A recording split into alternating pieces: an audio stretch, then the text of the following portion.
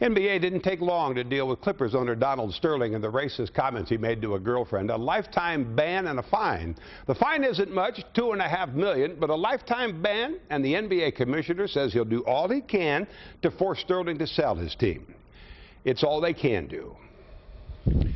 The views expressed by Mr. Sterling are deeply offensive and harmful. That they came from an NBA owner only heightens the damage and my personal outrage.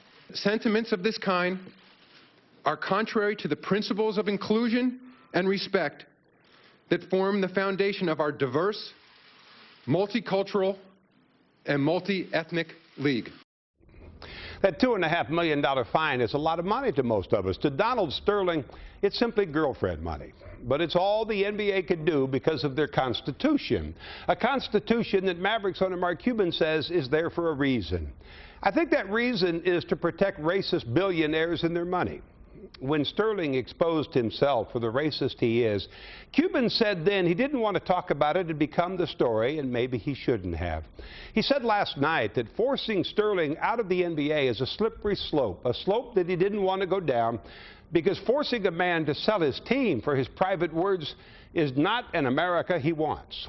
But Cuban then goes on to say that if he had an employee who even thought the same thing, he would fire that person. He's apparently okay with that America. Cuban says he does support the commissioner's decision, and how can you not? It's not the most they could do, it's the least they could do. Maybe the U.S. Supreme Court doesn't realize it, but racism in America is still a part of our daily life. It's not illegal.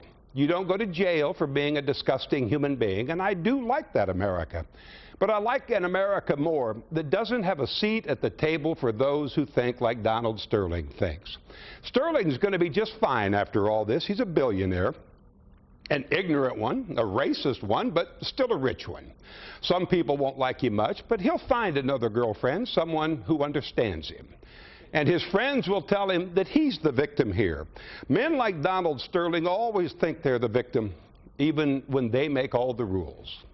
You can make the argument the NBA should have kicked him out before, and they should have. You can argue he's done even worse things before, and he has.